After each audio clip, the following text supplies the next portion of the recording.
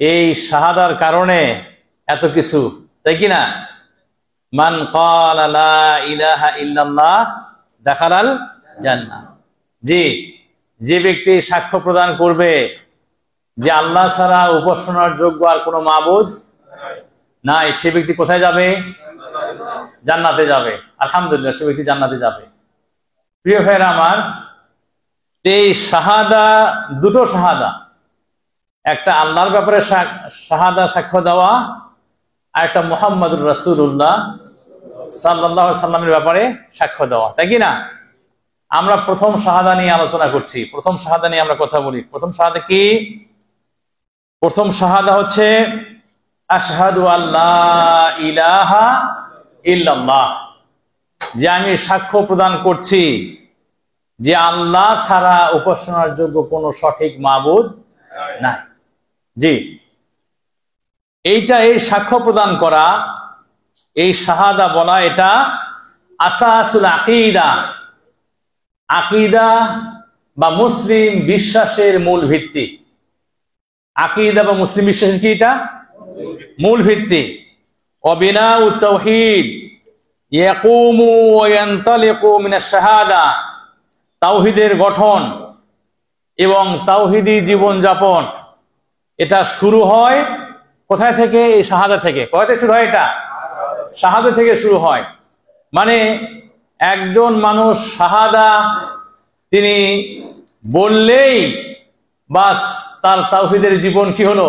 শুরু হলো, এবং তাওহীদের বীজ তিনি বপন করতে সক্ষম হলেন, তাই কি না? জি প্রিয় ভাইরা আমার, তাহলে এই শাহাদা এটা হচ্ছে আকীদার মূল ভিত্তি, এবং এখান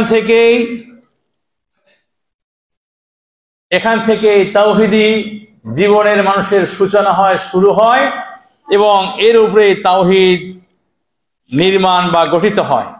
চলেন আমরা এখন জানতে চাই যে মানা শাহাদাত আল্লাহ ইলাহা ইল্লাল্লাহ, এই যে আমরা লা ইলাহা ইল্লাল্লাহ বলি, এই শাহাদা এর অর্থটা কি? এর অর্থ আছে কিনা ভাই? অর্থ আছে না? জি, আমরা যে হাদিসটার কথা একটু উল্লেখ করলাম, ইশারা দিলাম, শুধুমাত্র সামান্য একটু ইঙ্গিত করলাম, এই হাদিস শুনেই সব মানুষ খুশি যে শুধু লা ইলাহা ইল্লাল্লাহ বললেই হয়ে যাবে, তাই কি না? জান্নাতে চলে যাবে। এটাই দেখা যায় অনেক মানুষের বিশ্বাস এরকম, তাদের ধারণাটা এরকম। কিন্তু লা ইলাহা ইল্লাল্লাহ একটা অর্থ আছে, অর্থ আছে না? অর্থ, সে অর্থ জানতে হবে না আপনাকে? সে অর্থ জানতে হবে, এবং সেই অর্থর যে দাবি, সেই দাবির পূরণ করতে হবে, তাই কিনা ভাই? জি আমার সম্মানিত ভাই, আসলে আমরা তাহলে আজকে লা ইলাহা ইল্লাল্লাহর অর্থটা জানার চেষ্টা করি। শাহাদাতু আল্লা ইলাহা ইল্লাল্লাহ মুকাওয়ানা মিন নাফিইন ওয়া ইসবাত। বলছে লা ইলাহা ইল্লাল্লাহ এটা গঠিত দুটো অংশ দিয়ে, একটা নেতিবাচক, একটা ইতিবাচক, একটা নেতিবাচক, একটা ইতিবাচক, একটা না সূচক। লা ইলাহা এটা কি? না সূচক। এটা কি? না সূচক। লা ইলাহা মানে কোনো ইলাহ নেই, লা ইলাহ মানে কোনো ইলাহ নেই, ইল্লাল্লাহ আল্লাহ, সঠিক আল্লাহ ব্যতীত। এখানে এটা হচ্ছে পরের অংশটুকু, এটা হচ্ছে ইতিবাচক। এটা কি? ইতিবাচক। প্রথমে আমাকে অস্বীকার করতে হবে যে আসলে কোনো ইলাহ নাই, প্রকৃত কোনো ইলাহ নাই আল্লাহ ছাড়া। এইটুকু হচ্ছে দ্বিতীয় অংশ, এটা ইতিবাচক। এজন্য আল জুজুল আউয়াল লা ইলাহা, তা লা ইলাহা ইল্লাল্লাহর প্রথম অংশ হচ্ছে কি? লা ইলাহ। প্রথম অংশটা কি? লা ইলাহ। ভাই লা মানে কি ভাই আরবিতে? নাই। মাশাআল্লাহ। ইলাহ মানে ইলাহ, ইলাহ, ইলাহ, ইলাহ মানে হচ্ছে ইলাহ, আল্লাহ।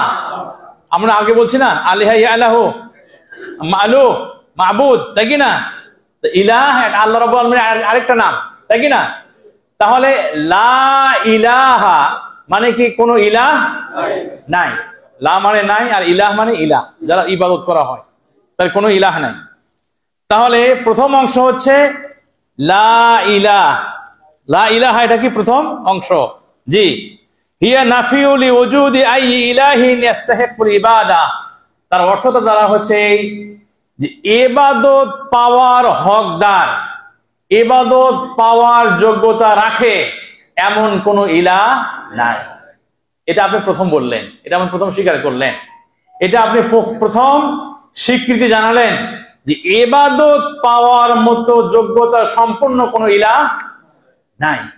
এরপরে যখন আপনি বললেন ইল্লাল্লাহ, শুধুমাত্র আল্লাহ ছাড়া, তাহলে এখানে আবার কি ইতিবাচক দিকটা চলে আসলো যে হ্যাঁ, ইবাদত পাওয়ার যোগ্য একমাত্র সত্য মাবুদ তিনি কে? তিনি আল্লাহ, তিনি আল্লাহ। তো ইল্লাল্লাহ এটা হচ্ছে কি সেকেন্ড পার্ট, এটা হচ্ছে দ্বিতীয় অংশ যেটা ইতিবাচক। তার অর্থ হচ্ছে ইসবাত আন্নাল্লাহ ওয়াহদাহু হুয়াল ইলাহুল হক, যে এটা স্বীকৃতি দান করা যে আল্লাহ একমাত্র সত্য মাবুদ, সঠিক মাবুদ। আল্লাযী ইয়াত্তাসিফু বিউলুহিয়্যা, যিনি ইলাহ হওয়ার যে যোগ্যতা, সেই যোগ্যতা একমাত্র তার মধ্যেই বিদ্যমান আছে। ওয়া ইয়াস্তাহিকুল ইবাদা, এবং ইবাদত পাওয়ার হক তিনি একমাত্র রাখেন। ওয়া বিযালিকা ইয়াকুনু মানা লা ইলাহা ইল্লাল্লাহ।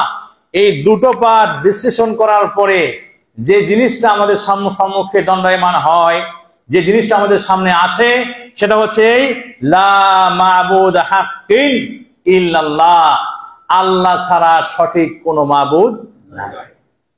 কথা মনে থাকবে ভাই? এই জন্য লা ইলাহা ইল্লাল্লাহর অর্থ বলতে গিয়ে আমরা অনেক সময় অনেকেই অসাবধানতা বশত আমাদের দেশে প্রচলিত যেভাবে বলা হয় আমরা সেভাবেই বলি যে আল্লাহ ছাড়া কোনো মাবুদ নাই। তাহলে আমরা তো বুঝলাম মাবুদ মানে যার ইবাদত করা হয়। তাহলে যার ইবাদত করা হয় এরকম জিনিস আছে কিনা? সমাজে আছে না? যেমন উদাহরণ, মূর্তির পূজা করা হয়, জি, গাছের পূজা করা হয়, পাথরের পূজা করা হয়, কবরের পূজা করা হয়, তাহলে এগুলো আগুনের পূজা করা হয়। তার মানে এগুলো জিনিস সমাজে আছে, পৃথিবীতে আছে, যে আল্লাহ ছাড়া অন্য অন্য জিনিসের ইবাদত করা হয়, কিন্তু সেগুলো কি বাতিল? সেগুলো কি? সেগুলো বাতিল। অতএব লা ইলাহা ইল্লাল্লাহ অর্থ দাঁড়াবে এই আল্লাহ ছাড়া সঠিক কোনো মাবুদ নাই। হ্যাঁ, আছে যেগুলো সেগুলো মিথ্যা। সেগুলো কি? সেগুলো মিথ্যা, সেগুলো বাতিল, সেগুলো নয়, বরং সঠিক ইলাহর কথা আমরা বলছি। তিনি কে? তিনি আল্লাহ। তাহলে লা ইলাহা ইল্লাল্লাহর অর্থ দাঁড়ায় যে আল্লাহ ছাড়া সঠিক কোনো ইলাহ নেই বা সঠিক কোনো উপাস্য নেই। জি আমার সম্মানিত ভাইরা, ওয়াসিগাতুশ শাহাদা বিহাদাল উসলুব, এই যে এইভাবে যে আসলো, প্রথমে না সূচক, এরপরে হা সূচক, নেতিবাচক, ইতিবাচক, এই যে আসলো, এটা কি কারণে? এটা এই কারণে নিয়ে আসছেন, এই কারণে এটা এভাবে আল্লাহ রাব্বুল আলামিন নাযিল করেছেন লা ইলাহা ইল্লাল্লাহ এভাবে, এজন্য যে ইসবাত মাসবুকান বিন নাফি বিল লুগা আরাবিয়া, যে আরবি ভাষায়, আরবি ভাষাতে প্রথমে না সূচক এরপরে হা সূচক নিয়ে আসার ফলে যেটা হয় সেটা কি? হুয়া সিগা আকসারু কুওয়াতান ওয়া দিক্কাতান ফি হাসরিল উবুদিয়্যাতি লিল্লাহি তাআলা, সেটা হচ্ছে একবারে সূক্ষ্মভাবে এবং জিনিসটা খুব আরো স্পষ্টভাবে বলার জন্য যে ইবাদত পাওয়ার যোগ্যতা আল্লাহ ছাড়া আর কারো নাই, এটা সংকুচিত করে দেওয়ার জন্য, এটা শুধুমাত্র আল্লাহ কেন্দ্রিক, আল্লাহ রাব্বুল আলামিন কেন্দ্রিক, এটা শুধুমাত্র নির্দিষ্ট করে দেওয়ার জন্য প্রথমত নেতিবাচক এরপরে ইতিবাচক শব্দ নিয়ে আসা হয়েছে। এর সাথে সাথে এটাও বোঝানো হয়েছে নাফি ইস্তিহাক সাওয়াহু লিহাদাল হক, যে আসলে আল্লাহ রাব্বুল আলামিন ছাড়া আর যেগুলো আছে তারা ইবাদত পাওয়ার হক রাখে না, তাদের কোনো অধিকার নাই। এটা বোঝানোর জন্য আল্লাহ রাব্বুল আলামিন প্রথমত না সূচক এরপরে হা সূচক দিয়ে লা ইলাহা ইল্লাল্লাহ গঠন করেছেন। কথা কি বুঝে আসছে ভাইরা? জি প্রিয় ভাইরা আমার, এরপরে যে কথাটা এখানে বলতে হবে সেটা হচ্ছে যে আন্নাহা নাফিউলি সিফাতুল উলুহিয়্যা ওয়া খাসাইসিহা আন গায়রিল্লাহি তাআলা, এটার মাধ্যমে এটাও বোঝানো হয়েছে যে আল্লাহ রাব্বুল আলামিনের যে বৈশিষ্ট্য, আল্লাহ রাব্বুল আলামিনের ইলাহ হওয়ার যে যোগ্যতা, এটা আল্লাহ ছাড়া যেগুলো আছে এগুলোর মধ্যে সেই যোগ্যতাও নাই। এটা একদম পরিষ্কার করে বলে দেওয়া হয়েছে। এই জন্য করেই আল্লাহ রাব্বুল আলামিন এভাবে লা ইলাহা ইল্লাল্লাহ এভাবে তিনি বলে দিয়েছেন। এরপরে তিনি বলছেন আল মুসলিমুন ইয়ালামুন, মুসলমানরা সকলেই জানেন, আন্না শাহাদাতা লা ইলাহা ইল্লাল্লাহ হিয়া মিফতাহুল জান্নাহ। এটা লা ইলাহা ইল্লাল্লাহ কিসের চাবি ভাই? কিসের চাবি? এটা জান্নাতের চাবি। লা ইলাহা ইল্লাল্লাহটা জান্নাতের চাবি, যেরকম ভাবে হাদিসের মধ্যে এসেছে, তাই কি না? জি। ওয়ালিযালিকা বাযুল মুসলিমিন ইয়াতাকিদ আন্না মুজাররাদা কাওলিহা ওয়া তালাফফুযি বিহা ইয়াকফি লিদুখুলিল জান্নাহ। এজন্যই কিন্তু কিছু মুসলমানের মধ্যে একটা ভুল ধারণা কাজ করে যে তারা মনে করে যে শুধুমাত্র এই লা ইলাহা ইল্লাল্লাহটা বললেই অথবা মুখে উচ্চারণ করলেই জান্নাতে প্রবেশ করা যাবে। তাদের এটা কি ভুল ধারণা? তাদের ধারণাটা কি ভুল? বড় বলছেন হাযা গায়রু সাহিহ। তাদের এই ধারণাটা কি সহিহ নয়। তাদের এই ধারণাটা কি না, বিশুদ্ধ নয়, সঠিক নয়। লিআন্না লিহাদিহি শাহাদাতি শুরুতান ইয়াজিবু ইলতিজামাহা ওয়া মুক্তাদিয়াতুন ইয়াজিবুল আমালা বিহা। কারণ এই লা ইলাহা ইল্লাল্লাহ এর কিছু শর্ত আছে। এর কি আছে? কিছু শর্ত আছে, সেই শর্তগুলো পূরণ করতে হবে। জি। ওয়া মুক্তাদিয়াতুন, এই লা ইলাহা ইল্লাল্লাহ কিছু দাবি আছে, কিছু চাওয়া আছে। ইয়াজিবুল আমালা বিহা, আর সেই দাবিগুলো অবশ্যই পূরণ করতে হবে। ফাল মুনাফিকুন কানু ইয়াকুলুনা ফি হাদি রাসূলিল্লাহ সাল্লাল্লাহু আলাইহি সাল্লাম। আল্লাহর রাসূল সাল্লাল্লাহু আলাইহি সাল্লামের যুগে যারা মুনাফিক ছিল, সেই মুনাফিকরাও কিন্তু লা ইলাহা ইল্লাল্লাহ বলতো। তারা বলতো কিনা? তারা লা ইলাহা ইল্লাল্লাহ বলতো। আল্লাহর রাসূলের যুগে মুনাফিকরা লা ইলাহা ইল্লাল্লাহ বলতো, কিন্তু মুখে এই লা ইলাহা ইল্লাল্লাহ উচ্চারণ করার পরেও, মুখে এই লা ইলাহা ইল্লাল্লাহ বলার পরেও ওয়াসাফাহুমুল্লাহু তাআলা আন্নাহুম কাযিবুন। আল্লাহ রাব্বুল আলামিন তাদেরকে মিথ্যাবাদী হিসেবে উল্লেখ করেছেন। কি হিসেবে উল্লেখ করেছেন? মিথ্যাবাদী হিসেবে উল্লেখ করেছেন। ওয়া তাওয়াদাহুম বিদারকিল আসফালি মিনান নার, এবং আল্লাহ রাব্বুল আলামিন তাদেরকে ভয় প্রদর্শন করেছেন যে তারা জাহান্নামের নিম্নে বসবাস করবে। জাহান্নামের নিম্নস্থলে তারা কি করবে? বসবাস করবে। তাহলে তো তারা লা ইলাহা ইল্লাল্লাহ ঠিকই বললো, কিন্তু সেই লা ইলাহা ইল্লাল্লাহ মুখে উচ্চারণ করা বা বলায় তাদের কোনো কাজে আসে নেই। জি আমার সম্মানিত ভাইরা, তাহলে লা ইলাহা ইল্লাল্লাহ শর্তগুলো আমাদেরকে জানতে হবে অবশ্যই, তাই কি না? এখানে একটি কথা আমি আপনাদের বলতে চাই, সেটা হচ্ছে দেখেন, লা ইলাহা ইল্লাল্লাহ অত্যন্ত গুরুত্বপূর্ণ একটা বিষয়। কে কে কে আপনার কথা বলে? ইয়া আল্লাহ, কেমনে হয় এটা? লা ইলাহা ইল্লাল্লাহ, লা ইলাহা ইল্লাল্লাহ এটা অত্যন্ত গুরুত্বপূর্ণ বিষয়, এবং এই বিষয়টা প্রতিদিন প্রতিনিয়ত আল্লাহু আকবার আমরা স্বীকৃতি দিই, তাই কি না? দেখেন, এই যে আজান হয়, ইকামত হয়, আজানের মধ্যে কি বলা হয়? আশহাদু আল্লা ইলাহা ইল্লাল্লাহ বলা হয় না? আবার আশহাদু আন্না মুহাম্মাদার রাসূলুল্লাহ বলা হয় না? আজানের মধ্যে কয়বার করে? দুইবার করে আপনি বলেন। ইকামতে একবার করে বলেন। তার মানে এক ওয়াক্ত আজানের একটা নামাজের ওয়াক্তের সময় কয়বার উচ্চারণ করা হচ্ছে?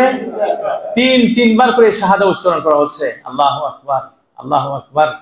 আল্লাহ রাব্বুল আলামিনের এই তাওহীদের ঘোষণা, এই কালিমা শাহাদাতের ঘোষণা, তাহলে একটা জায়গায় তিনবার বলা হচ্ছে।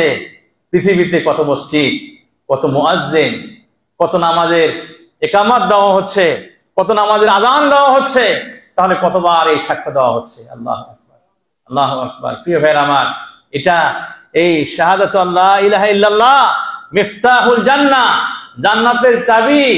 আবার আল্লাহ রাসূল বলছেন, যে ব্যক্তি এটা বলবে খালেস নিয়তে, শর্তগুলো যারা পূরণ হবে, সে ব্যক্তি জান্নাতে যাবে।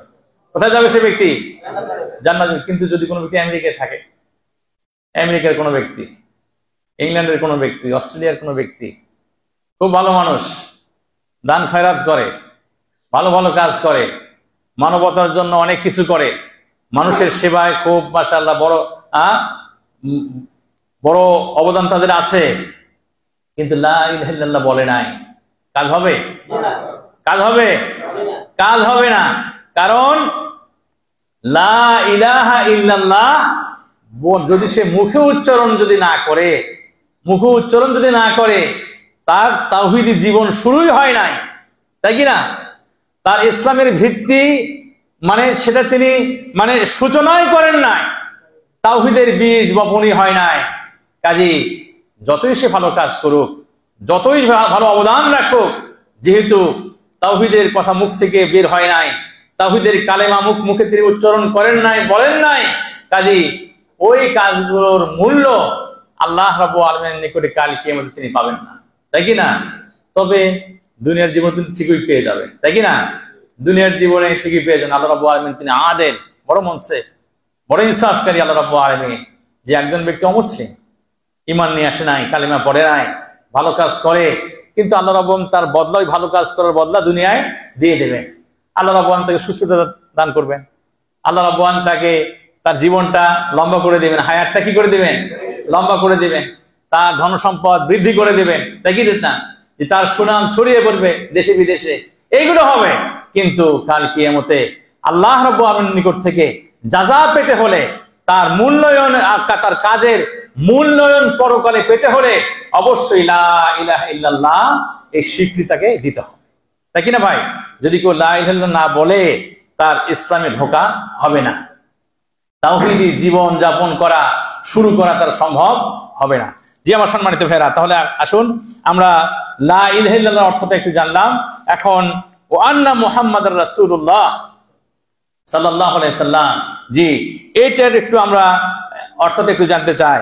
এটার অর্থ কি? এটার অর্থ হচ্ছে আল ইকরার বিআন্না মুহাম্মাদান হুয়া আব্দুল্লাহ ওয়া রাসূলুহু, যে যখন আমি বললাম যে আন্না মুহাম্মাদুর রাসূলুল্লাহ, তার মানে হচ্ছে আমি স্বীকৃতি দান করলাম, আমি সাক্ষ্য দিলাম যে মুহাম্মদ সাল্লাল্লাহু আলাইহি সাল্লাম তিনি আল্লাহর বান্দা। আল্লাহর কি? আল্লাহর বান্দা। আল্লাহ রাব্বুল আলামিনের যেহেতু তিনি বান্দা, অতএব আল্লাহ রাব্বুল আলামিনের যেগুলো গুণ, সেই গুণগুলো বান্দার মধ্যে থাকবে না। সেই গুণগুলো কার মধ্যে থাকবে না? বান্দার মধ্যে থাকবে না। আল্লাহ রাব্বুল আলামিন তিনি খালেক, আর আল্লাহ রাব্বুল আলামিন ছাড়া যারা আছে, যারা পৃথিবীতে আছে, সবগুলো মাখলুক। সবগুলো কি? মাখলুক। অতএব খালেকের যে গুণ, খালেকের যে বৈশিষ্ট্য, সেই বৈশিষ্ট্যগুলো মাখলুকের মধ্যে পাওয়া যাবে না। বুঝাচ্ছে কি ভাইরা? জি একটা উদাহরণ, সামান্য উদাহরণ। আল্লাহ রাব্বুল আলামিন আস-সামি আল বাসীর, তিনি সর্বশ্রোতা, সর্বদ্রষ্টা। আল্লাহ রাব্বুল আলামিন তিনি আরশে আজিমে থেকেই পৃথিবীর কোথায় কি হয় সবকিছু তিনি দেখেন, সমস্ত শব্দ তিনি শোনেন। তাহলে এটা কি কোনো মানুষের আছে? আছে কোনো মানুষের? কিন্তু কেউ যদি বিশ্বাস করে আল্লাহ নবী মদিনাতে বসে আমাদের খোঁজ খবর রাখেন, আমাদের মিলাদ মাহফিলে হাজির হন, তাহলে এটা ভুল হয়ে যাবে না? অবিচার হবে না? এটা অনেক বড় জুলুম হবে না? যে আল্লাহ রাব্বুল আলামিনের যে গুণ, সেই গুণ আমরা একজন নবীর মধ্যে দিয়ে দিলাম। যেটা খালেকের গুণ, রবের গুণ, সেই গুণটা মাখলুকের মধ্যে দিয়ে দিলাম। এটা অবিচার হবে না? এই অবিচার, এই অন্যায়, এটাই শিরক। এটা কি? এই জুলম, এটাই শিরক, এটাই হচ্ছে জুলুম। যে প্রিয় ভাইয়ের আমার, তাহলে আল্লাহর রাসূল সাল্লাল্লাহু আলাইহি সাল্লাম কিন্তু ঈমান নিয়ে আসা, সেটা কিভাবে? ইকরার বিআন্না মুহাম্মাদান হুয়া আব্দুল্লাহ ওয়া রাসূলুহু, এই কথা স্বীকৃতি দান করা যে মুহাম্মদ সাল্লাল্লাহু আলাইহি সাল্লাম তিনি আল্লাহর কি? বান্দা। প্রথম পরিচয় কি? আল্লাহর বান্দা। এখানে সবাই আমরা শামিল, আল্লাহর বান্দা। কিন্তু ওয়া রাসূলুহু যখন বলা হলো যে হ্যাঁ, তবে অন্য সমস্ত বান্দা থেকে তিনি আলাদা, তিনি হচ্ছেন তার রাসূল। তিনি কি? রাসূল। তিনি রাসূল। তো যখন রাসূল বলা হলো, তখন দুনিয়াতে যত রাসূল আসছিলেন সবাই আবার চলে আসলো, তার মধ্যে কিনা সবাই চলে আসলেন। এরপরে বলা হলো যে আরসালাহুল্লাহু তাআলা ইলা কাফাতিন নাস, তিনি আবার এমন রাসূল যে রাসূলকে আল্লাহ রাব্বুল আলামিন সমস্ত মানুষের নিকটে, সমস্ত মানুষের জন্য তিনি দুনিয়াতে প্রেরণ করেছেন। আল্লাহু আকবার। কাজে এই কথা বলার সুযোগ নাই যে আল্লাহর রাসূল শুধু আরবদের রাসূল, তাই কি না? শুধু আরবরা তাকে মেনে চলবে এরকম না, বরং ইলা কাফাতিন নাস, সমস্ত মানুষের জন্য করে তিনি রাসূল, তাই কি না? যে সমস্ত মানুষের জন্য রাসূল, এর সাথে সাথে এটাও নিয়ে আসতে হবে, বিশ্বাস করতে হবে যে লা নাবিয়্যা বা'দাহু, আল্লাহর রাসূলের পরে আর কোন নবী রাসূল পৃথিবীতে আগমন করবেন না। মনে থাকবে ভাই এটা? অতএব যদি কোনো ব্যক্তি আশহাদু আল্লা ইলাহা ইল্লাল্লাহ এটা বলছে, ওয়া আন্না মুহাম্মাদুর রাসূলুল্লাহ এটা স্বীকৃতি দিচ্ছে, স্বীকৃতি দেওয়ার পরে সে যদি বলে যে গোলাম আহমদ কাদিয়ানী তিনি একজন নবী, তাই কি না, তাহলে তার ঈমান থাকবে না, তার ঈমান থাকবে না। মিথ্যা কোন নবীর দাবিদার যদি কোনো জায়গায়, পৃথিবীর কোনো অংশে, কোনো জায়গায় যদি সে মিথ্যা ভাবে নবুয়তি দাবি করে, আর যদি সেখানে কোনো ব্যক্তি স্বীকার করে, তাহলে সে ব্যক্তিরও ঈমান থাকবে না। কারণ আল্লাহর রাসূল সাল্লাল্লাহু আলাইহি ওয়াসাল্লামের পরে, মুহাম্মদ সাল্লাল্লাহু আলাইহি ওয়াসাল্লামের পরে পৃথিবীতে আর কোন নবী আসবেন না। বুঝাচ্ছে না ভাই? কাজী যখন আপনি বললেন আন্না মুহাম্মাদুর রাসূলুল্লাহ, যখন আপনি বললেন তার অর্থ হচ্ছে এই যে আপনি স্বীকার করলেন যে মুহাম্মদ সাল্লাল্লাহু আলাইহি ওয়াসাল্লাম তিনি আল্লাহ রাব্বুল আলামিনের বান্দা, সেই সাথে তিনি আল্লাহর পক্ষ থেকে তার রাসূল এবং সমস্ত মানুষের নিকট প্রেরিত একজন রাসূল, এবং তারপরে আর পৃথিবীতে কোন নবী রাসূল আসবেন না। ওয়াযালিকা ইয়াক্তাদি মাহাব্বাতাহু ওয়া তাআতাহু, যে যখন আপনি বিশ্বাস করলেন, এটা ঈমান নিয়ে আসলেন, এটা আপনার কাছে দাবি করে যে আপনি তাকে ভালোবাসবেন। আগে আপনি কি করবেন? ভালোবাসবেন, তাকে ভালোবাসবেন। তার মানে জি আমি ভালোবাসি আমার নিজের জীবনকে, আমি ভালোবাসি, মহব্বত করি আমার বাবাকে, আমার মাকে, আমার ভাই বোন, আমার আত্মীয় স্বজন, তাদেরকে আমি ভালোবাসি, মহব্বত করি। আরো যারা আছেন আমার আশেপাশে, আমার স্ত্রী, সন্তান, সন্ততি, তাদেরকে আমি ভালোবাসি, মহব্বত করি। কিন্তু এইগুলো ভালোবাসা, এর চেয়ে উপরের লেভেলের ভালোবাসা হবে মুহাম্মাদুর রাসূলুল্লাহ সাল্লাল্লাহু আলাইহি সাল্লামের জন্য ভালোবাসাটা হতে হবে, তাই কি না? যে তাকে যেভাবে ভালোবাসবো, তার ভালোবাসার সম্মুখে এগুলোর কোনো ভালোবাসাই নাই, তাই কি না? জি আমাকে যদি আমার বাবা এসে বলে যান যে বাবা সৌদি আরবে বসে সমস্যা নাই, এখান থেকে আয় রোজগার করো, এদিকে ভালো করে খেয়াল করো, কিন্তু এখান থেকে শেখার কিছু নাই, এখান থেকে দিন অর্জন করার জ্ঞান এখানে নেওয়ার কোনো কিছু নাই, বরং আমার দেশে ভালো ইসলাম প্রচার হয়, আমার দেশে হুজুররা যে ইসলাম বলে ওই ইসলামী পাস মেনে নাও, ওই অনুযায়ী চলো। বাবার ওই কথা শোনা যাবে? বাবার ওই কথা শোনা যাবে না, কারণ আসলে বাবার নিকটে সহি বুঝটা এখনো আসছে না ভাই। এরকম বাবা হজ করতে আসছেন, আসার পরে দেখেন যে সর্বনাশ, আমাদের দেশের সাথে অনেক কিছু মেলে না, অনেক কিছু হজ যায় না। এর কাছে ওই কথা শোনার পরে বলছে যে আপনার ছেলে তো ওইগুলোর ওই দিকে চলতেছে, আস্তে আস্তে সে এখানে দাওয়া সেন্টারে যায়, ইসলামিক সেন্টারে যায়, সে সেখানে যে দিন শিখতেছে। বাবা ছেলেকে চুপ করে ডেকে নিয়ে বলে, বাবা টাকা ইনকাম করার জন্য আসছো, ভালো কথা, কোনো সমস্যা নেই, টাকা ইনকাম করো, যত বড় ইনকাম করো, কিন্তু খবরদার এখান থেকে কারো কাছ থেকে কোনো ইসলামিক জ্ঞান শেখা যাবে না। কারণ আমাদের যে ইসলাম আছে, এটার চেয়ে ভালো ইসলাম আর পৃথিবীতে কোথাও নাই।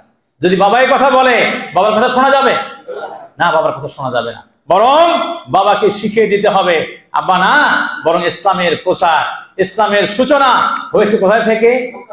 মক্কা এবং মদিনা থেকে। কাজী মক্কা মদিনার ইসলামের উপরে সারা পৃথিবীর কোথাও কোনো ভালো ইসলাম নাই, কাজে সেই ইসলামগুলো মানা যাবে না, তাই কি না? মক্কা এবং মদিনার ইসলামের সঙ্গেই আমাদের ইসলামের তুলনা করতে হবে, যাচাই বাছাই করতে হবে এই ইসলামের সঙ্গে আমাদের ইসলাম মেলে কিনা। যদি মেনে আলহামদুলিল্লাহ, যদি না মেলে ওইগুলো ঝেড়ে ফেলে দিয়ে কোরআন সুন্নাহ মোতাবেক নিজেদের জীবন পরিচালনা করতে হবে, এর মধ্যে কোনো সন্দেহ নাই ইনশাআল্লাহ। আল্লাহ রাব্বুল আলামিন আমাদের তৌফিক দান করেন। তাহলে আপনি যখন জানবেন যে মুহাম্মদ সাল্লাল্লাহু আলাইহি সাল্লাম তিনি আল্লাহর বান্দা, তার রাসূল, এবং সকল মানুষের নিকটে তিনি প্রেরিত হয়েছেন রাসূল হিসেবে, এবং তারপরে কোন নবী রাসূল আসবেন না, কাজী এটা আপনার নিকটে দাবি করে যে আপনি তাকে সবচেয়ে বেশি ভালোবাসবেন। আপনার এমনকি আপনার বাবা মা, আপনার ওস্তাদ, আপনার হুজুর, মুরব্বী, তাদের চেয়ে এমনকি নিজের জীবনের চেয়েও আপনি বেশি ভালোবাসবেন কাকে? মুহাম্মাদুর রাসূলুল্লাহ সাল্লাল্লাহু আলাইহি সাল্লামকে তিনি বেশি বেশি ভালোবাসবেন। ওয়া তাআতুহু ফীমা আমারা, এবং তিনি যে বিষয়গুলো আমাদের হুকুম করেছেন সেগুলো অনুগত হতে হবে, সেগুলো আপনাকে মেনে নিতে হবে, অনুসরণ করতে হবে। ওয়া তাসদীকুহু ফীমা আখবারা, আমরা জান্নাত দেখি নাই, জাহান্নাম দেখি নাই, আমরা ফুলসিরাত দেখি নাই, কিন্তু এই বিষয়ে সংবাদ দিয়েছেন মুহাম্মাদুর রাসূলুল্লাহ সাল্লাল্লাহু আলাইহি সাল্লাম। জি, আমরা পৃথিবীর ইতিহাস আদম আলাইহিস সালাম থেকে নিয়ে শুরু করে মুহাম্মাদুর রাসূলুল্লাহ সাল্লাল্লাহু আলাইহি সাল্লাম পর্যন্ত যত নবী রাসূল এসেছিলেন, তারা যে দাওয়াত দিয়েছেন তাদের সঙ্গে আবার মানুষ বিরুদ্ধাচরণ করেছে। এই ইতিহাসগুলো, এই ঘটনাগুলো, এগুলো আমরা জানি নাই, আমরা দেখি নাই, আমরা ছিলাম না, কিন্তু সংবাদ দিয়েছেন মুহাম্মাদুর রাসূলুল্লাহ সাল্লাল্লাহু আলাইহি সাল্লাম। কাজী অবশ্যই এগুলোকে আমাকে সত্য হিসেবে গ্রহণ করতে হবে, মনে করতে হবে এগুলো সত্য, এর মধ্যে কোনো ভুল ভ্রান্তি নাই। ওয়াজতিনাবু মা নাহা আনহু ওয়া জাযারা, তিনি যে বিষয় আমাদের নিষেধ করেছেন সেই বিষয়গুলো থেকে আমাদেরকে বিরত থাকতে হবে। ওয়ালা ইউবাদুল্লাহ ইল্লা বিমা শারাআ, আর আল্লাহ রাব্বুল আলামিন আমাদের তৈরি করেছেন তার ইবাদত করার জন্য। কার ইবাদত? আল্লাহর ইবাদত। কার ইবাদত? আল্লাহর ইবাদত করার জন্য আমাদের তৈরি করেছেন। কিন্তু ওয়ালা ইউবাদুল্লাহ ইল্লা বিমা শারাআ, আল্লাহর ইবাদত করা যাবে না শুধুমাত্র সেই পন্থায় যে পন্থা দিয়েছেন মুহাম্মাদুর রাসূলুল্লাহ সাল্লাল্লাহু আলাইহি সাল্লাম। আল্লাহর রাসূলের শরীয়তের যে নিয়ম, এই নিয়ম ছাড়া আল্লাহর ইবাদত করা যাবে না। কথা কি বুঝে আসছে ভাই?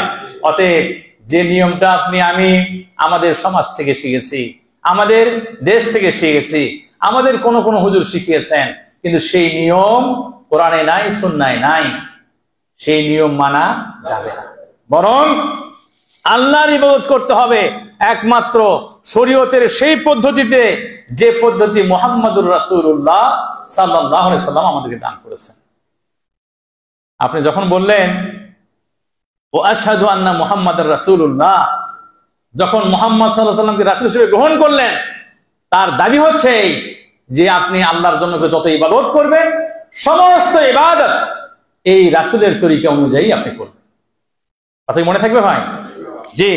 এরপরে ওয়ালা ইউকদ্দামু আলা কাউলিহি কাউলা আহাদিন মিনাল বাশার, কোন মানুষের কারো কথা আল্লাহর রাসূলের কথার উপরে প্রাধান্য দেওয়া যাবে না। যখন আপনি বললেন মুহাম্মাদুর রাসূলুল্লাহ, কাজী দুনিয়াতে যত মানুষ দেখেন, যত মানুষ আছে, ছিল, কিয়ামত পর্যন্ত আসবে, কেউ নবী না, কেউ রাসূল না।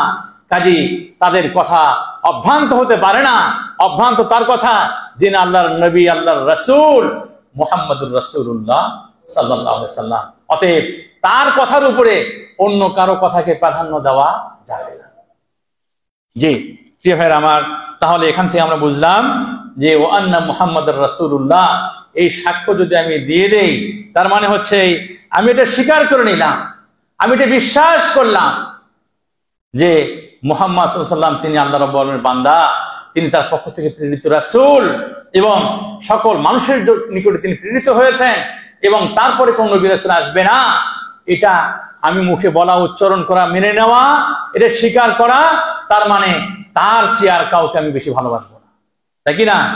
এবং তিনি, তাকে আমি তার যতগুলো হুকুম নির্দেশ সেগুলো আমি ফলো করব, তাকে মেনে চলবো, এবং তার দেওয়া সংবাদগুলোকে আমি বিশ্বাস করব। তিনি যা নিষেধ করেছেন তা থেকে আমি বিরত থাকব, আর তার দেওয়া পদ্ধতি অনুযায়ী আমি আল্লাহর ইবাদত বন্দেগী করব, আর তার কথার উপরে কারো কথাকে আমি প্রাধান্য দিব না। আল্লাহ রাব্বুল আলামিন তৌফিক দান করেন। প্রিয় ভাইরা আমার, এ পর্যায়ে আলোচনা হবে লা ইলাহা ইল্লাল্লাহ। লা ইলাহা ইল্লাল্লাহর শর্তগুলো কি? আমরা বলেছি লা ইলাহা ইল্লাল্লাহ, এটার কি আছে? এটার অর্থ আছে। অর্থ আছে না ভাই? এটার লা ইলাহা ইল্লাল্লাহর অর্থ আছে। তো লা ইলাহা ইল্লাল্লাহ এর শর্তগুলো কি? প্রথম হচ্ছে যে প্রথম শর্ত হচ্ছে আল ইলম, জেনে বুঝে বলতে হবে। না জেনে না বুঝে তোতা পাখির মতো মুখস্থ করে লা ইলাহা ইল্লাল্লাহ বললাম, তার অর্থ জানলাম না। লা ইলাহা ইল্লাল্লাহর কি দাবি, সেই দাবি সম্পর্কে অবগত হলাম না। লা ইলাহা ইল্লাল্লাহর অর্থ যা দাঁড়ায় তার বিরোধী কাজ করলাম, তার উল্টো কাজ করলাম, তাহলে কি ঈমান থাকবে?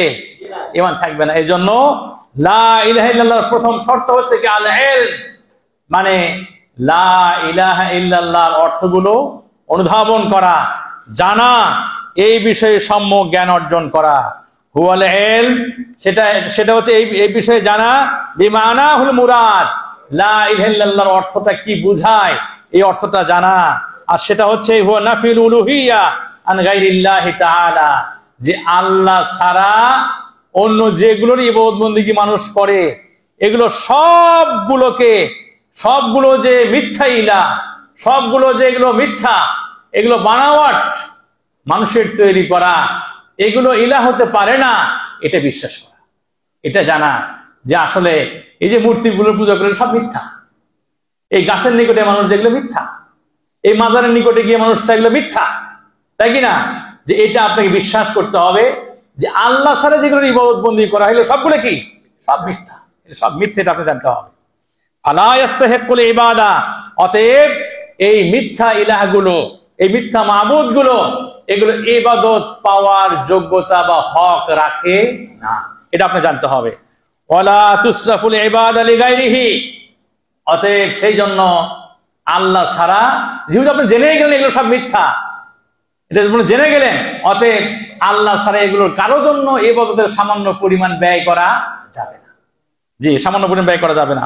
ওয়া ইতিকাদ আন্না গায়রাহু মিনাল মাবুদাত আল বাতিলা, জি, আর এটাও বিশ্বাস করতে হবে যে এই যে যেগুলো যে আল্লাহ ছাড়া যেগুলো ইবাদত করা হয় এগুলো সব কি বাতিল, এগুলো সব কি? সব এগুলো বাতিল। আল্লাতী ইয়াবুদুহাল মুশরিকুন, মুশরিকরা যেগুলো ইবাদত করে থাকে, জি, এগুলো সব বাতিল। এবং লা তাদুররু ওয়ালা তানফা, এগুলো মানুষের উপকারও করতে পারে না, অপকারও করতে পারে না। বুঝাচ্ছি কি ভাই? অতএব মাজারের কাছে যাওয়া, কবরের কাছে গিয়ে কিছু চাওয়া, গাছের কাছে যাওয়া, পাথরের কাছে যাওয়া, কোন পীরের কাছে গিয়ে কিছু ভালো মন্দ চাওয়া, আপনি যখন বিশ্বাস করলেন যে এগুলো সবগুলো বাতিল, মিথ্যা, অতএব সেখানে গেলে মানুষের উপকার বা অপকার করার ক্ষমতা, এগুলো কোনো কিছু তাদের ক্ষমতার মধ্যে পড়ে না, তারা এগুলো ক্ষমতাই রাখে না।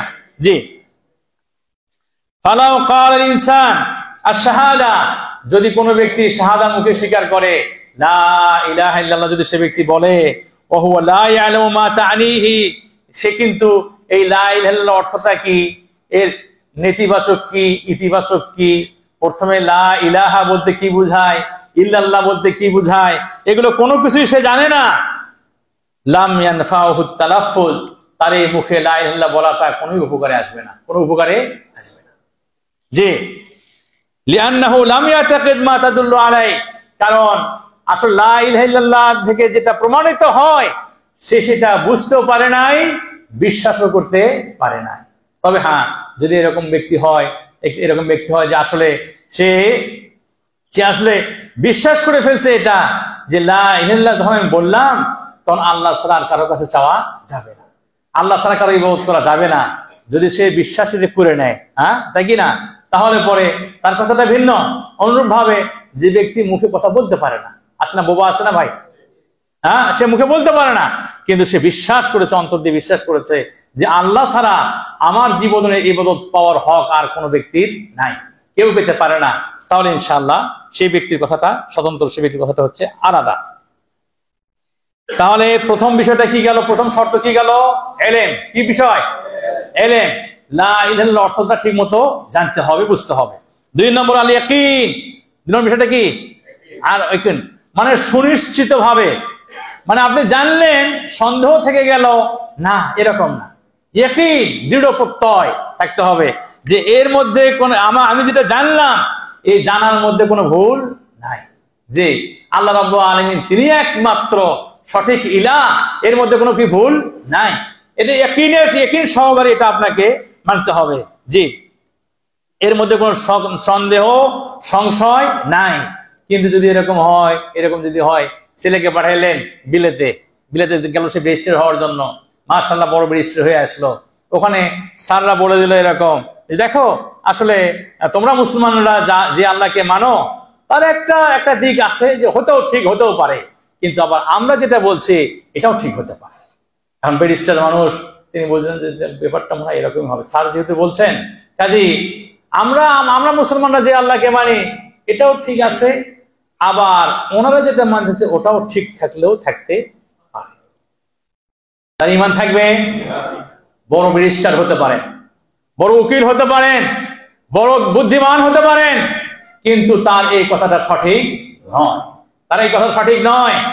আসমান জমিন আল্লাহ ছাড়া আর কেউ সৃষ্টি করতে পারে নাই। জি, সাগর মহাসাগর এগুলো আল্লাহ রাব্বুল আলামিনের সৃষ্টি, তিনি ছাড়া আর কোনো খালেক নাই। কাজী আপনার স্যার, আপনার শিক্ষক, তিনি বিলেত থেকে আপনার ভিতরে যে প্রয়োজনে ঢোকাক, সেই প্রয়োজনে যদি আপনি সায় দিয়ে যদি আপনি বলে ফেলেন যে হলেও হতে পারে, তাই কিনা, সন্দেহ করো, যেরকম ভাবে সন্দেহ করায় আমাদের ছেলেরা সেই সন্দেহে উপনীত হয়ে যায়, কারণ ছোটবেলায় ইসলামিক শিক্ষা বাবা মা কখনো দেয় নাই, তাই কিনা। কাজে ওখানে গেছে পড়ার জন্য, পড়ার কি পড়লো, কি শুনলো, কি জানলো, কিন্তু আর যাই হোক ইসলামের বিরুদ্ধে তার একটা অবস্থান দাঁড়ায় গেল, তাই কিনা, কারণ ইসলাম সময় জানে নাই। আর ওখানে পড়তে গিয়ে স্যারদের কাছে হোক, সহপাঠীদের কাছে হোক, অন্য মানুষের কাছে গিয়ে হোক, চলতে ফিরতে সে জেনে গেছে যে আসলে ইসলাম নিয়ে এত বেশি শক্ত অবস্থানে দাঁড়ানোর কোনো সুযোগ নাই। সংশয় সন্দেহ ঢুকে দিয়েছে। এইরকম সন্দেহ নিয়ে, সংশয় নিয়ে যদি কেউ লা ইলাহা ইল্লাল্লাহ বলে, তাহলে কি হবে? তাহলে হবে না। দৃঢ় প্রত্যয়, দৃঢ় ইয়াকিন থাকতে হবে যে আল্লাহ রাব্বুল আলামিন তিনি আছেন, তার কোনো শরীক নাই। জি, ইয়াকিন। আল কবুল হচ্ছে যে আল্লাহ রাব্বুল আলামিন যে এটাতে বিশ্বাস করলেন যে আল্লাহ রাব্বুল মুক্তাদা মানাহা হুয়া ইবাদাতুল্লাহ ওয়াহদাহু ওয়া তারকু ইবাদাতি সাওয়াহু, যে আল্লাহ রাব্বুল আলামিনের ইবাদত আপনি করবেন, এইজন্য আল্লাহ রাব্বুলকে আপনি ঈমান নিয়ে আসেন, তার প্রতি বিশ্বাস স্থাপন করলেন, কিন্তু আল্লাহ ছাড়া যেগুলো আছে সেগুলোর ইবাদত গুলোকে আপনি প্রত্যাখ্যান করবেন। কি করবেন? প্রত্যাখ্যান করবেন, তাই কিনা। যে আপনি লা ইলাহা ইল্লাল্লাহ বলছেন, মাশাআল্লাহ, আল্লাহ রাব্বুল আলামিনের জন্য করে ইবাদত বন্দি করেন, কিন্তু আল্লাহ ছাড়া যেগুলোর ইবাদত বন্দি করা হয় সেগুলো আপনি আবার সায় দিচ্ছেন, সেগুলো গ্রহণ করতেছেন, তাহলে তাওহীদকে কিন্তু কবুল করা হলো না, তাওহীদকে কিন্তু গ্রহণ করা হলো না, বরং তাওহীদের বিপরীত দিকটাকে আপনি প্রত্যাখ্যান করতে পারেন নাই, অস্বীকার করতে পারেন নাই। অতএব আপনার তাওহীদের মধ্যে, লা ইলাহা ইল্লাল্লাহর মধ্যে এখনো ভেজাল রয়ে গেছে। প্রিয় ভাইরা আমার, তার 3 নম্বরটা কি ছিল? কবুল। জি, মনে প্রাণে এটাকে গ্রহণ করতে হবে যে লা ইলাহা ইল্লাল্লাহ, এটাকে, এর অর্থকে এবং এর বিপরীত দিকটা কি করতে হবে? আপনার প্রত্যাখ্যান করতে হবে। জি, আল ইনকিয়াদ এটা হচ্ছে ওয়াল খুদু লিমুক্তাদা মানা মিন ইবাদাতিল্লাহি ওয়াহদা ওয়া আদামি তাসাররুফি শাইইন মিনাল ইবাদা লিগাইরিহি সুবহানাহু ওয়া তাআলা। জি, সেটা হচ্ছে একেবারে সুনিশ্চিতভাবে আপনি এখানে নতজানু হয়ে যাবেন, স্বীকৃতি দান করবেন যে আল্লাহ রাব্বুল আলামিনের যে ইবাদত গুলো একমাত্র তার জন্য করে হবে, সামান্য পরিমাণ নরিনামা হওয়া যাবে না, এবং সেখান থেকে কোনো প্রকার জিনিস, কোনো প্রকার ইবাদত আল্লাহ ছাড়া কারোর জন্য ব্যয় করা যাবে না। জি, এরপরে 5 নম্বর বিষয় হচ্ছে কি আসেদ, সেটা আসলে সততার মাধ্যমে হতে হবে, যে আপনি আপনার এই লা ইলাহা ইল্লাল্লাহ বলতে গিয়ে সত্যবাদী হবেন, এখানে মিথ্যার কোনো সংস্রব থাকা যাবে না, তাই কি না। শুধুমাত্র বাঁচার জন্য করে, সুবিধা পাওয়ার জন্য কেউ লা ইলাহা ইল্লাল্লাহ বললো, কিন্তু আসলে বিষয়টা মিথ্যা ছিল, তাই কি না, এরকম হলে হবে না। আল ইখলাস, এরপরে যে লা ইলাহা ইল্লাল্লাহ আপনি বলবেন, এটা একনিষ্ঠতার সঙ্গে, একমাত্র আল্লাহ রাব্বুল আলামিনকে খুশি করার জন্য, দুনিয়াবি কোনো প্রলোভনের কারণে নয়, সুবিধা পাওয়ার জন্য নয়, যে একমাত্র ইখলাস সহকারে এটা আপনি বলতে হবে। এরপরে আল মুহাব্বা, আসলে যে আপনি লা ইলাহা ইল্লাল্লাহ বলবেন, এর মধ্যে মহব্বত থাকতে হবে, ভালোবাসা থাকতে হবে, যে আপনি মানে বাধ্য হয়ে বলতেছেন এরকম না, ভিতর থেকে জিনিসটা আসতে হবে। আসলে আল্লাহ রাব্বুল আলামিনের এত নিয়ামত ভোগ করি, আল্লাহ রাব্বুল আলামিন তিনি আমাকে সৃষ্টি করেছেন, ওয়া বিকুম মিন নি'মাতিন ফামিনাল্লাহ, যত জিনিস আমার আশেপাশে আছে, আমি সংশ্লিষ্ট যা নিয়ামত আছে সমস্ত কিছু আল্লাহর পক্ষ থেকে। অতএব আমি মহব্বতের কারণেই, আল্লাহকে ভালোবাসার কারণেই তাকে আমি মেনে নিয়েছি, কাজে আমি সেই জন্য লা ইলাহা ইল্লাল্লাহ বলছি। কাজে আমার সম্মানিত ভাইরা, এখানে লা ইলাহা ইল্লাল্লাহ শর্ত কয়টা? তাহলে সর্বমোট কয়টা? 7টা। সর্বমোট কয়টা? 7টা। এক নম্বর হচ্ছে কি? এলেম। এই বিষয় সম্পর্কে সম্যক এলেম রাখতে হবে, তাই কি না? দ্বিতীয় নম্বর বিষয়টা হচ্ছে যে আপনার দৃঢ় প্রত্যয় থাকতে হবে, তাই কি না? এরপরে 3 নম্বর বিষয় ছিল আল কবুল, সেটাকে গ্রহণ, আন্তরিকভাবে আপনাকে গ্রহণ করতে হবে। 4 নম্বর বিষয় ছিল আল ইনকিয়াদ, যে একবারে পূর্ণাঙ্গভাবে পরিপূর্ণভাবে আপনি এই লা ইলাহা ইল্লাল্লাহকে আপনি মেনে নেবেন এবং আপনার জীবনে বাস্তবে রূপ দিবেন। এবার 5 নম্বর ছিল আসিদ, এটার মধ্যে কোনো রকম মিথ্যা থাকা যাবে না, সততার সঙ্গে আপনি গ্রহণ করবেন। 6 নম্বর ছিল ইখলাস, একনিষ্ঠতার সঙ্গে। 7 নম্বর ছিল ভালোবাসা এবং মহব্বতের মাধ্যমে লা ইলাহা ইল্লাল্লাহ সেটা আপনি বলবেন, তাই কিনা ভাই? প্রিয় ভাইরা আমার, এখন লা ইলাহা ইল্লাল্লাহ তো আমরা বললাম, অর্থ বুঝলাম, শর্তগুলো মেনে চললাম, কিন্তু দেখা যাবে যে এরকম একটা অবস্থা যে এগুলো করার পরে আমাকে আরেকটা জিনিস জানতে হবে যে কোন কারণে আবার লা ইলাহা ইল্লাল্লাহ নষ্ট হয়ে যায়। কি হয়ে যায়? নষ্ট হয়ে যায়।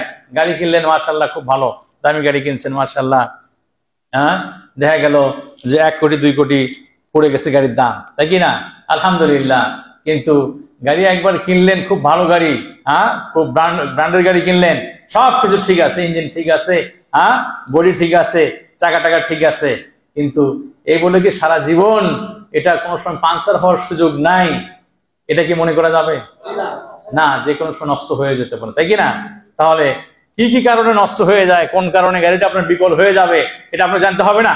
এটা জানতে হবে, তাই কি না? কিন্তু যদি বলেন না 2 কোটি টাকা দিয়ে কিনছি, পাঞ্চার হয় হোক, বাস আমি চালাতে থাকবো, চলবে? গাড়ি চলবে? গাড়ি চলবে না। জি আমার ভাইরা, গাড়ি চলবে না।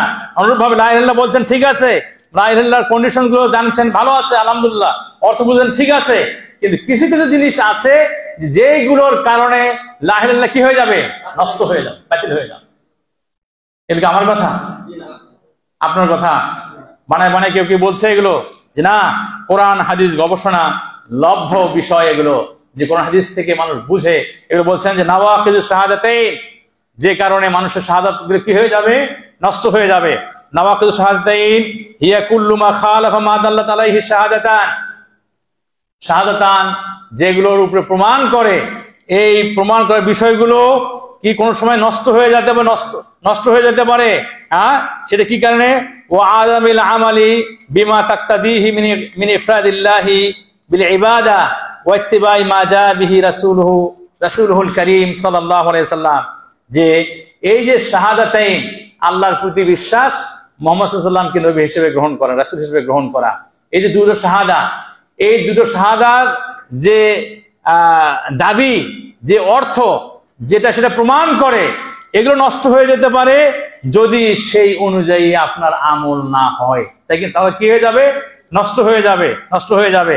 সেটা হতে পারে যে আল্লাহ রাব্বুল আলামিনের জন্য ইবাদতটা আর থাকলো না, একটু এদিক ওদিক চলে গেল, অথবা আল্লাহর রাসূলের জন্য হুবহু তার অনুসরণ হলো না, তাহলে পরে এই শাহাদাতাইনটা কি হয়ে যাবে?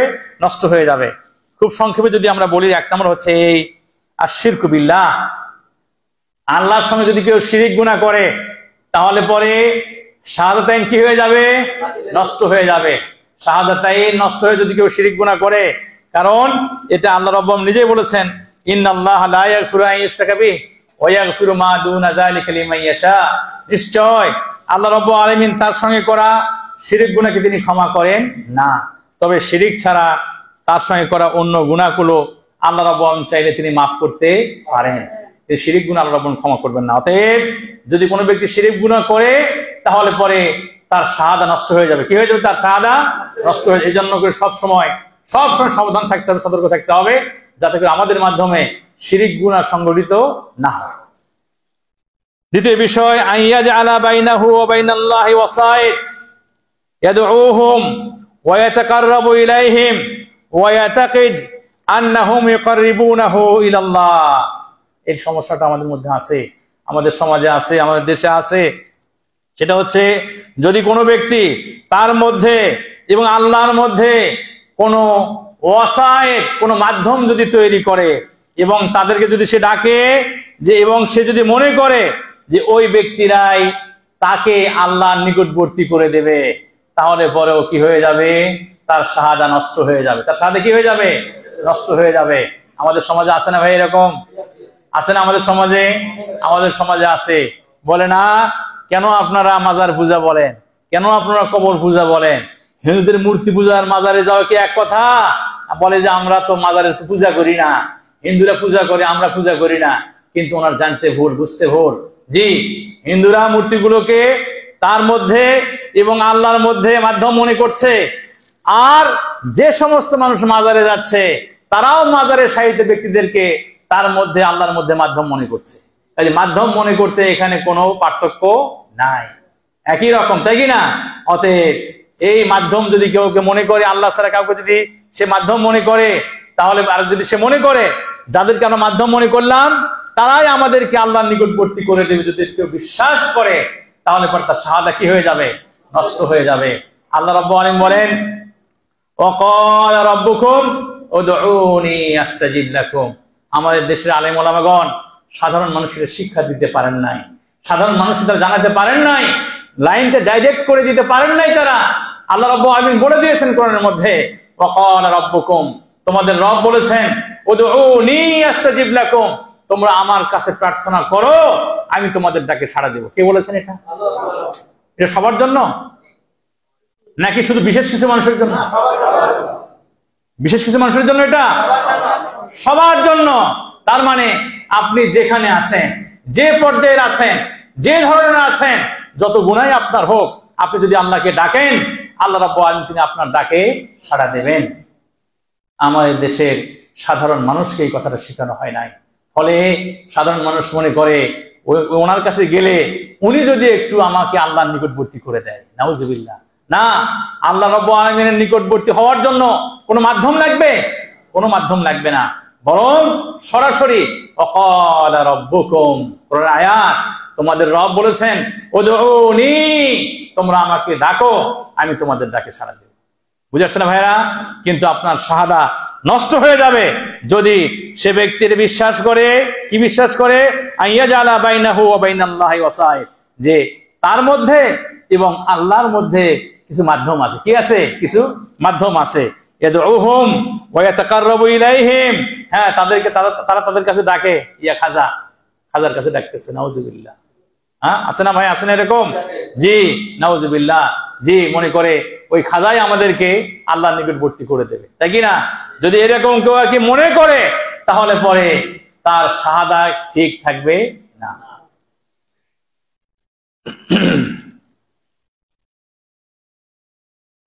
আও আন্নাহুম ইউকাররিবুনাহু ইলাল্লাহ আও ইয়াশফাউনা লাহু কামান ইয়াদউল মাউতা মিনাস সালিহিন।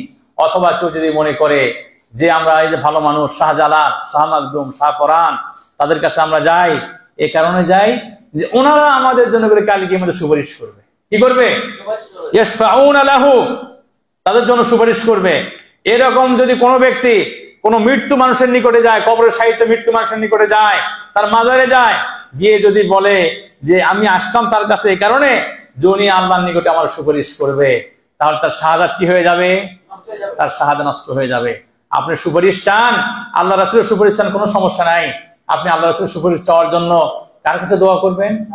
আল্লাহর কাছে দোয়া করেন, বলেন আল্লাহ, কাল কিয়ামতে যে সময়ে আমাদের উপকারে কোনো মানুষ আসতে পারবে না, কারো ক্ষমতা হবে না, সাধ্য হবে না, আল্লাহ ওই সময়ে, ওই কঠিনতম মুহূর্তে, কঠিনতম দিনে তোমার নবীর শাফাত আমার নসিব করো। এরকম দোয়া করলে সমস্যা আছে? এইরকম দোয়া করেন, এইগুলো কথা বলেন, তাহলে সমস্যা নাই।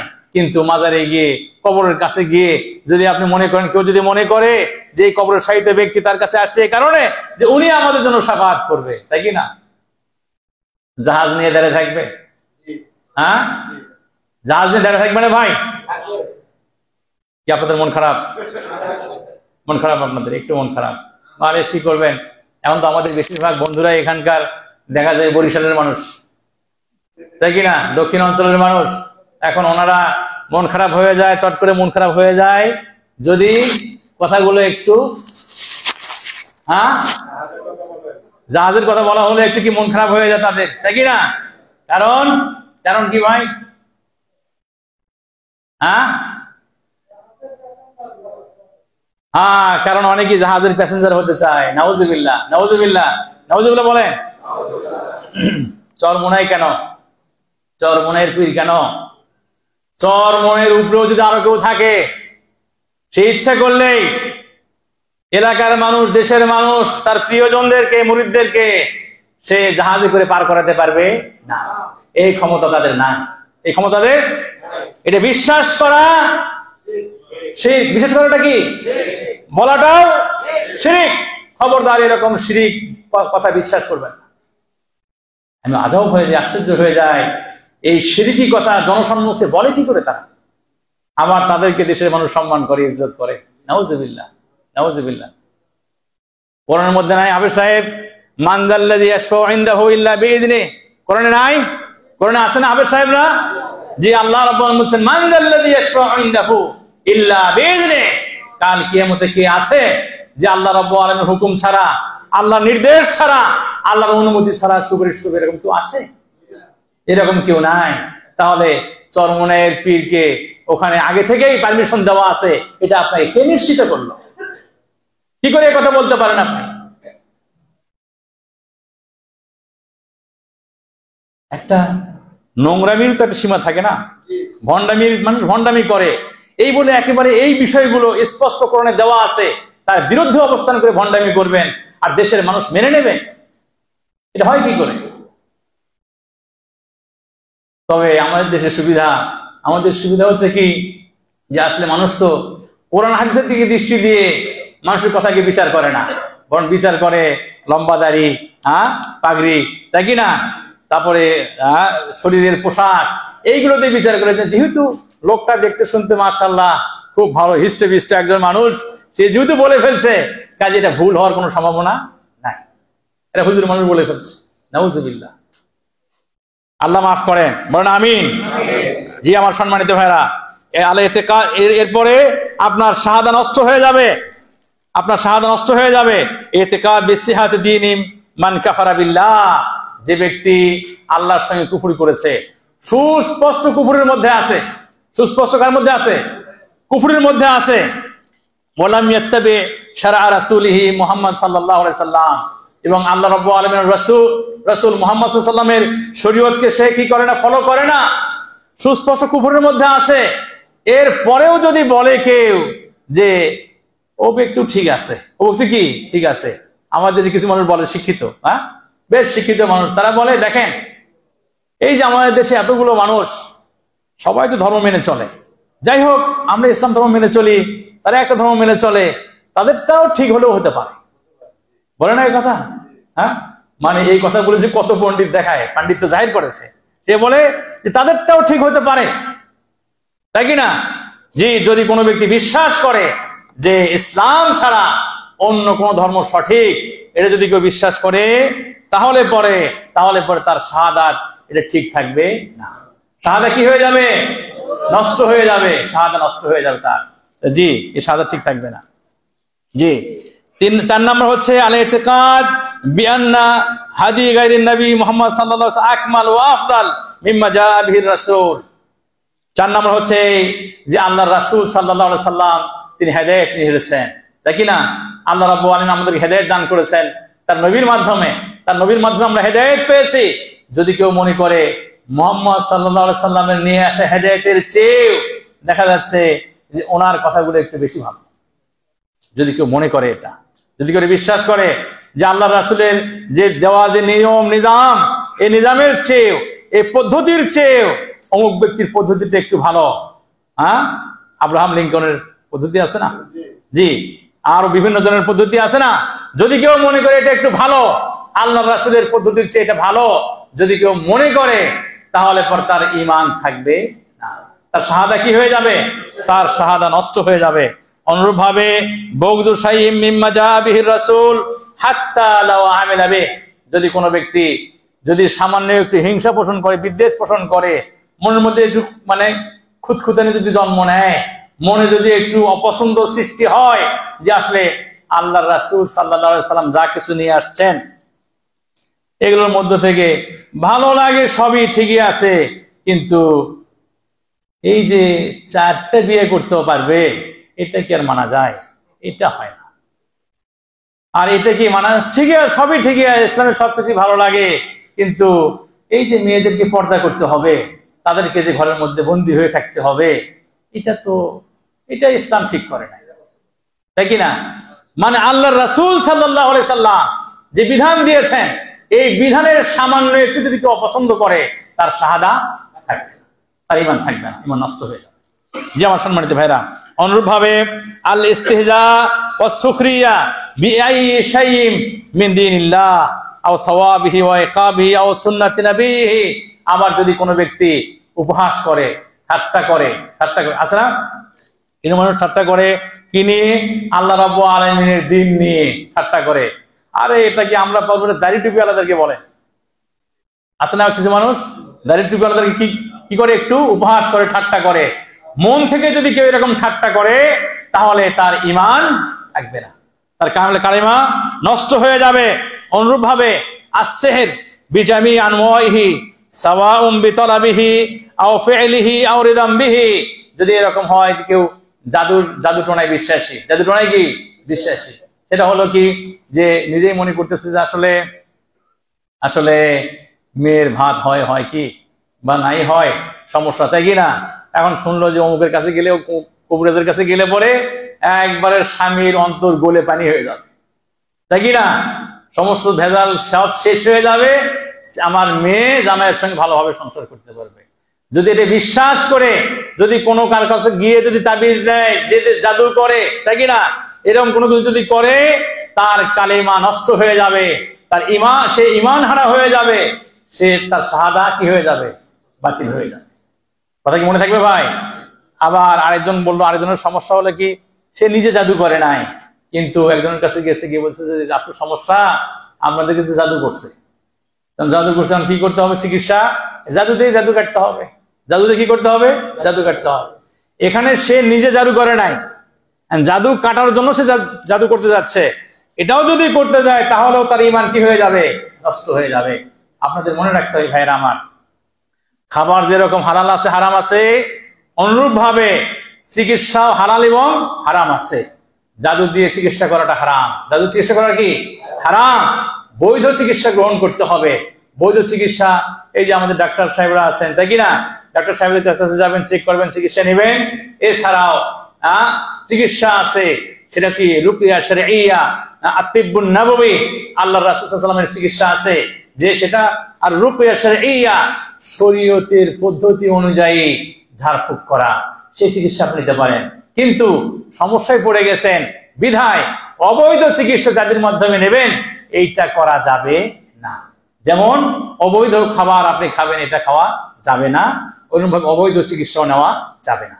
জি, এরপরে ৮ নম্বর হচ্ছে আল ইতিকাদ বিইমকানিয়াতিল খুরুজ আন শরিয়তি মুহাম্মাদিন বিআদামি ইলতিজামিহা আও আদামি হাজাতিল বাদ লিইতিবাইহা। জি, যদি কেউ এটা বিশ্বাস করে, মনে করে যে হ্যাঁ ঠিক আছে, আল্লাহকে মানি, রাসূলকে মানি, পরকালে বিশ্বাস করি, ইসলাম ধর্ম মেনে চলি, ঠিক আছে, কিন্তু কিছু কিছু বিষয় একেবারে হুবহুব মানতে হবে এরকম না, কিছু একটু বের হওয়ার সুযোগ আছে, তাই কিনা? যদিও বিষয় আল ইতিকাদ বিইমকানিয়াতিল খুরুজ আন শরিয়তি মুহাম্মদ সাল্লাল্লাহু আলাইহি ওয়াসাল্লামের শরীয়ত থেকে বের হয়ে যাওয়ার সামান্য একটু সুযোগ যদি কেউ কোনো ব্যক্তি আছে বলে বিশ্বাস করে, তাহলে তার কালেমা ঠিক থাকবে না, তার কালেমা ঠিক থাকবে না, সে ব্যক্তি ঈমান হারা হয়ে যাবে। সর্বশেষ হচ্ছে এই আল ইরাদ আন তাআল্লুমি দীনিল ইসলাম ওয়াল ইরাদ আনিল আমালি বিহি। যদি কোনো ব্যক্তি দিন শেখা থেকে, দিনের আমল করা থেকে মুখ ফিরিয়ে নেয়, তাহলে তার ওই লা ইলাহা ইল্লাল্লাহ বললে কোনো লাভ নাই, তাই কিনা ভাই? এজন্য আমি বারবার সতর্ক করি, বারবার আমি আপনাদেরকে বলি, বারবার আমি আপনাদেরকে শুনিয়ে যাই, প্রিয় ভাইরা আমার, দুনিয়ার জীবন অল্প সময়, অল্প কিছুদিন, কাজী আপনার বুকের ধন, আপনার নয়নমণি, আপনার কলিজার টুকরা, ওই সন্তানগুলোকে ইসলাম শিক্ষা দেন, দিন শিক্ষা দেন। আপনি লা ইলাহা ইল্লাল্লাহ বলেন ঠিক মতোই, কিন্তু আপনার ছেলেকে ইসলাম শিখান না, আপনার মেয়েকে ইসলাম শিখান না। জি, এখানে আল ইরাদ আন তাআল্লুমিদ দীনিল ইসলাম, দ্বীন ইসলাম শেখা থেকে যদি আপনি মুখ ফিরিয়ে নেন, আপনি যদি এটা না শিখান, আপনি উদ্বুদ্ধ না করেন, নিজে না শেখেন, নিজে শিখতে উদ্বুদ্ধ না করেন, তাহলে আপনার কালেমার কোনো মূল্যায়ন হবে না, আপনার কালেমার কোনো দাম থাকবে না। কাজেই মনে রাখতে হবে, মৃত্যুর আগে কবরে যাওয়ার আগে আমরা ইনশাআল্লাহ যে যেখানে আছি যতটুকু সম্ভব সঠিক ইসলাম শেখা এবং জানার জন্য আমরা চেষ্টা করব ইনশাআল্লাহ। সেই সাথে আমাদের অধীনস্থ যারা আছে, আমাদের ছেলে মেয়ে, আমাদের ভাই বোন, আত্মীয় স্বজন, হোক সে বড় মানুষ, বয়স্ক মানুষ, তাকে বলতে কোনো দ্বিধা নাই। তাকে বলেন ইসলাম শিখতে হবে, ইসলাম জানতে হবে। ইসলাম না শিখলে, ইসলাম না জানলে নাজাত পাওয়ার সুযোগ নাই। প্রিয় ভাইয়ের আমার, কাজী ইসলাম শেখা থেকে যারাই মুখ ফিরিয়ে নেবে, যারাই মুখকে ঘুরিয়ে নেবে, ইসলাম শেখার বিষয়টাকে তারা মনে করছে এটা শিখলেও হবে না, আসলে কোনো বিষয় নয় এটা। হ্যাঁ, আপনার ছেলে সবকিছু জানলো, আপনার ছেলে মাশাআল্লাহ সায়েন্স জানলো, আপনার ছেলে কেমিস্ট্রি জানলো, ফিজিক্স জানলো, ম্যাথ জানলো, ইংলিশ জানলো, দিন জানলো না। আপনার মেয়ে দিন কি জিনিস সেটা বুঝলো না, আল্লাহর সঙ্গে পরিচিত হতে পারলো না, ইসলামের সঙ্গে পরিচিত হতে পারলো না, আল্লাহ রাসূলের সুন্নাত সে ব্যক্তি বুঝলো না। আল্লাহর কাছে গিয়ে আপনি কি জবাব দেবেন? যে আমার সম্মানিত ভাইরা, এই সাথে সাথে আমি আরো আপনাদেরকে বলে যাই যে কিছু মানুষ আল্লাহু আকবার, ওই যে কিছু মানুষ আছে না, কিছু মানুষ দুধ বিক্রি করে সিগারেট খায়, আছে না ভাই? দুধ বিক্রি করে, টাকা দিয়ে সিগারেট কেনে, তাই কিনা সিগারেট খায়। খুব বুদ্ধিমান মানুষ, তাই না? খুব বুদ্ধিমান মানুষ মনে করে কেউ, কিন্তু এই বুদ্ধিমান না, এই লোক বোকা। সৌদি আরবে টাকা ইনকাম করেন, সৌদি আরব থেকে টাকা ইনকাম করে, ভালো বৈধ টাকা ইনকাম করে ছেলে মেয়েকে বিদেশে পাঠান, হ্যাঁ, নন মুসলিম দেশে পাঠান, অমুসলিম দেশে পাঠান। ছেলে মেয়ে ইসলাম থেকে আলাদা হয়ে যায়, ইসলাম থেকে দূরে সরে যায়। যারা এই কাজ করেছেন আল্লাহর কাছে তওবা করেন, আল্লাহর কাছে ইস্তিগফার করেন, ছেলে মেয়েকে যত সম্ভব তাড়াতাড়ি ফিরিয়ে নিয়ে আসেন মুসলিম দেশে। আপনার ছেলে ঈমান হারা হয়ে যাবে, আপনার মেয়ে ঈমান হারা হয়ে যাবে। জি, কত লোক বলতেছে, বারবার বলছে যে ভাই আমার জন্য দোয়া করেন, বড় সমস্যার মধ্যে আছি, বড় বিপদের মধ্যে আছি। কি বিপদ হলে এই যে আমার ছেলে তো আর কথা শোনে না, আমার মেয়ে তো আর কথা শোনে না, আমার মেয়ে বিয়ে করতে চায় না, আমার ছেলে আর বিয়ে করবে না। হ্যাঁ, রক্তে মাংসের তৈরি, যৌন চাহিদা নাই, যৌন চাহিদা আছে কিন্তু আপনার ছেলে মেয়ে বিয়ে করতে চায় না কেন? বয়স হয়েছে, বিয়ে করবে না কেন? সমস্যা আছে। সমস্যা হচ্ছে আপনাকে ইসলাম শিক্ষা দেন নাই, ইসলামের রুলস সে মেনে চলে না, অনিসলামিক ভাবে জীবনযাপন করছে, জীবনটাকে পরিচালনা করছে। বিধায় সে ব্যক্তি যেমন খুশি তেমন চলে। আমি বলছি না তারা অন্য খারাপ কাজের সঙ্গে জড়িত আছে, আমি বলছি না, কিন্তু যদি তার মধ্যে ইসলামী মূল্যবোধ যদি থাকতো, দিন যদি সে বুঝতো, তাহলে সে অবশ্যই মনে করতো বয়স 25 পেরিয়ে গেছে, আমাকে বিবাহ করতে হবে, ঘর সংসার করতে হবে। আল্লাহ রাসূল সাল্লাল্লাহু আলাইহি সাল্লাম বলছেন, ইয়া মাশার শাবাব, হে যুব সম্প্রদায়, মান ইসতাতাআ মিনকুমুল বাআতা ফালিয়াতাজাওয়াজ, যাদের বিবাহ করার সমর্থন আছে সেজন্য কি করে? বিবাহ করে নেয়। আপনার ছেলে কি ফেরেশতা? আপনার মেয়ে ফেরেশতা হয়ে গেছে, তাকে বিবাহ করতে হবে না। 30-35 এই ভুল, এই দোষ তাদের না, বাবা মার দোষ। আল্লাহর কাছে ইস্তিগফার করেন, ক্ষমা প্রার্থনা করেন। যারা এখনো পাঠান নাই, পাঠানোর চিন্তায় আছেন, বলবো ভাই দুনিয়ার জীবনে খুব অল্প সময়, যে ওখানে পাঠালেই আপনি নাজাত পেয়ে যাবেন, জান্নাত পেয়ে যাবেন, সেটা এরকম না। আপনার ছেলে ওই দেশগুলোতে না গেলেই না খেয়ে মারা যাবে, এরকম না। আপনার ইজ্জত সম্ভ্রম মাটির সঙ্গে মিশে যাবে, এরকম নয়। বরং আল্লাহ আপনাকে যে নিয়ামত দিয়েছেন, এই নিয়ামত নিয়ে আল্লাহর শুকরিয়া আদায় করেন, আর চেষ্টা করেন আপনি আপনার সন্তানরা সকলেই যাতে করে ঈমান নিয়ে আল্লাহর কাছে হাজির হতে পারে, সেই চেষ্টা থাকেন। আল্লাহ রাব্বুল আলামিন সবাইকে তৌফিক দান করুন।